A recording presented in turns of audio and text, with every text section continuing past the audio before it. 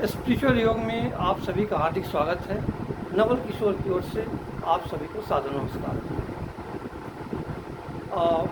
Spiritual योग में हमने पीछे 4 अंगों की बात की है। पहला यम, दूसरा नियम, तीसरा आसन, चौथा प्राणायाम। तो जो योगार्थी आसन और प्राणायाम में पारंगत हो जाता है, यानी सिद्धि प्राप्त कर लेता है, आसनों को सिद्ध कर लेता है, प्राणायाम को सिद्ध कर लेता है, उसका शरीर और मन दोनों योगार्थी के वश में आ जाते हैं, उसके अधीन आ जाते हैं, उसके नियंत्रण में आ जाते हैं। अब ये शरीर और मन उसकी हर आज्ञा का पालन करने के लिए तैयार हो जाता है। यानी जैसे आरोही के लिए, सवार के लिए उसके अश्व का बिल्कुल तत्पर हो जाना। जब मन पर अधीनता प्राप्त हो जाती है योगार्थी को, तो मन के अनुसार चलने वाली इंद्रियां भी उसके अधीन हो जाती हैं, उसके वश में आ जाती हैं, उन पर उसका नियंत्रण हो जाता है और वह भी उसकी हर आज्ञा का पालन करने के लिए तैयार हो जाता है। इस स्थिति में योगार्थी उन इंद्रियों को आज्ञा देता है, आदेश देता है कि अब तुम बाहर की ओर उन्मुख होना बंद करो, यानी बाहर की ओर झांकना बंद करो। अब अपना सारा ध्यान अंदर की ओर, अंतस की ओर संकेंद्रित करो। और इंद्रियां ऐसा करने के लिए विवश होती हैं, बद्ध होती हैं, वो अपने आप को समेट लेती हैं, बाहर की ओर झांकना, देखना और विचरण करना बंद कर देती हैं। अब उनका सारा ध्यान योगार्थी की अंतस की ओर पूरी तरह अनुरक्त होने लगता है। यह जो प्रत्याहार की अवस्था है, इसी को प्रत्याहार की अवस्था कहते हैं। जब इंद्रियां अंदर की ओर उन्मुख हो जाएं, अंदर की ओर अनुरक्त हो जाएं, अंदर की ओर संकेंद्रित हो, तो प्रत्याहार की अवस्था में आने के बाद योगार्थी में कई तरह के परिवर्तन आने लगते हैं या आ जाते हैं। जैसे दृश्य, कोई भी दृश्य, कोई भी स्वर, कोई भी स्वाद, कोई भी स्पर्श और कोई भी गंध उसे प्रभावित नहीं कर पाता।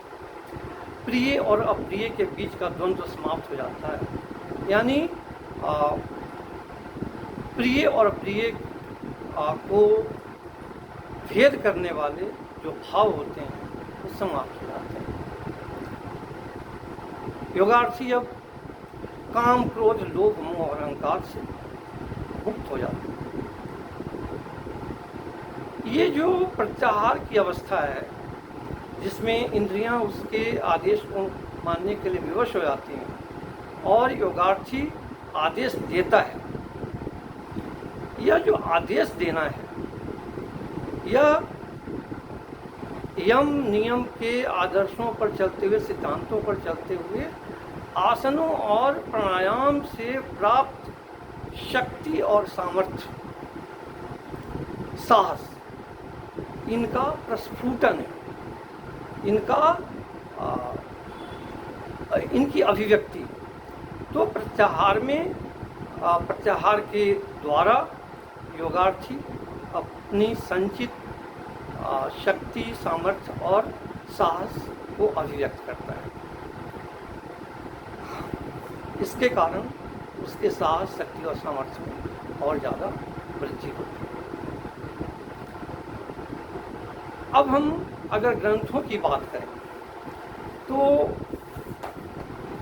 सबसे पहले तो जो हमारे महर्षि पतंजलि हैं,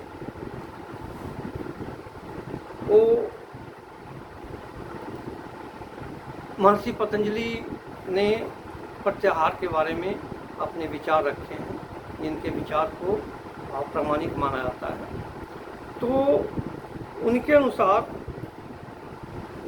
स्व विषया संप्रयोगे चित्त स्वरूपानुकार इवेंद्रियाणाम प्रत्याहारः, अर्थात अपने विषयों के साथ संबंध न होने पर चित्त के स्वरूप का अनुकरण इंद्रियों का प्रत्याहार।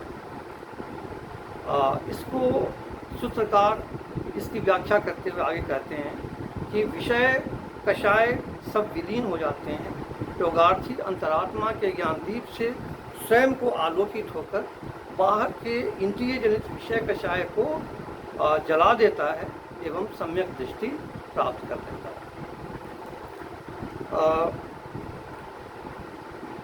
ऐसी स्थिति में जो हमारी इंद्रियां होती हैं, मुख्य रूप से 5 इंद्रियां कहते हैं, जैसे नासिका, चक्षु, नासिका मतलब नाक, चक्षु आँख, कर्ण यानी कान, जिह्वा स्वाद और त्वचा स्पर्श करके, तो ये सारी इंद्रियां अंदर की ओर उन्मुख होकर, अंदर की ओर संकेंद्रित होकर आत्मा और परमात्मा के बीच जो विभाजनकारी रेखा है उस रेखा को मिटाने में जुट जाते हैं।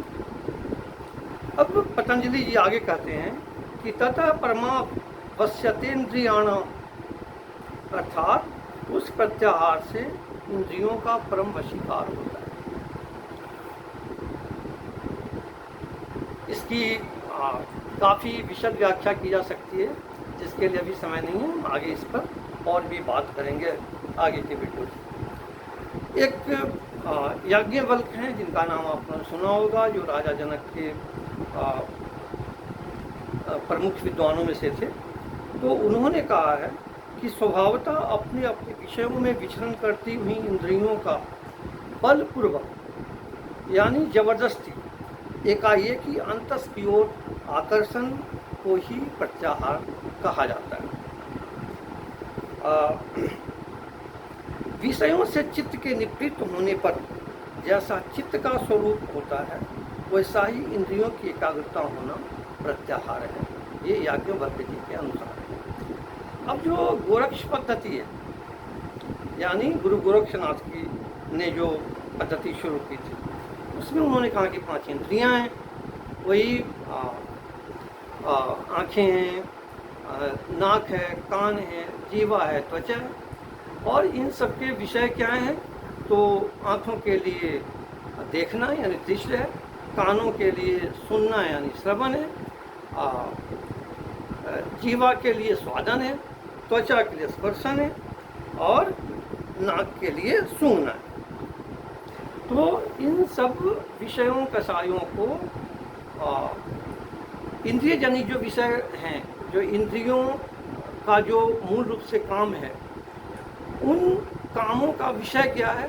तो नाक के लिए गंध है और त्वचा के लिए स्पर्श है, आँखों के लिए देखना है, ये सब जो विषय हैं, इन विषयों को यथाक्रम साधना के द्वारा धीरे धीरे त्याग देना, अर्थात इंद्रियों को उनके विषय कषाय से विमुख कर देना प्रत्याहार कहा जाता है। एक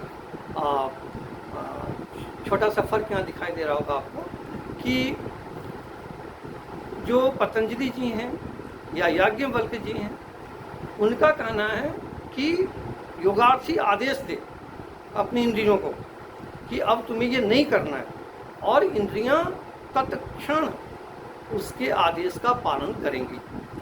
लेकिन वृक्ष पद्धति में कहते हैं कि धीरे धीरे उनका त्याग करो। ये एक छोटा सा फर्क है, और इसके लिए वृक्ष पद्धति में तरह तरह की साधना की जाती है।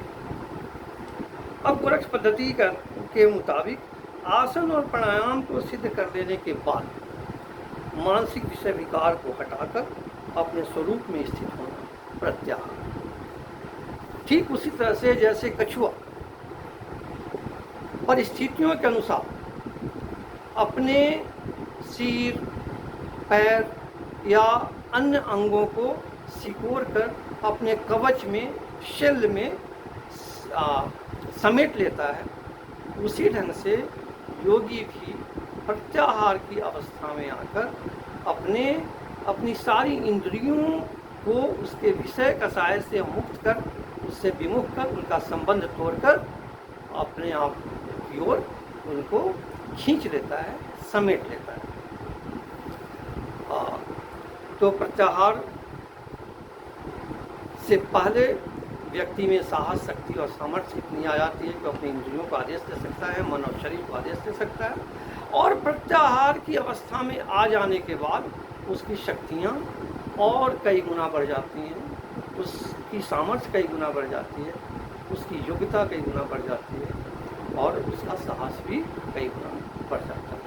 आज के लिए इतना ही।